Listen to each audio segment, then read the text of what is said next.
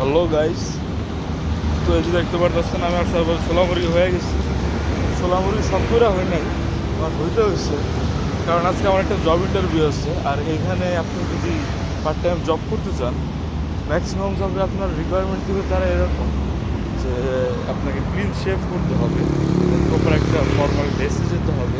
আপনি যদি ক্লিনারে জবও করেন, সেই ইন্টারভিউ আপনাকে মানে ব্লেজার পরার জন্য তারা বলবে। অ্যাজ ইউর উইশ, আপনি চাইলে পড়তে পারেন, না চাইলে নাও পড়তে পারেন।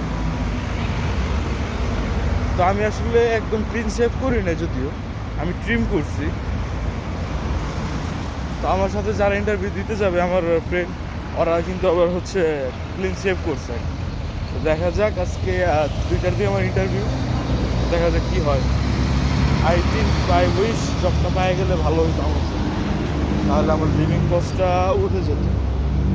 Thank you.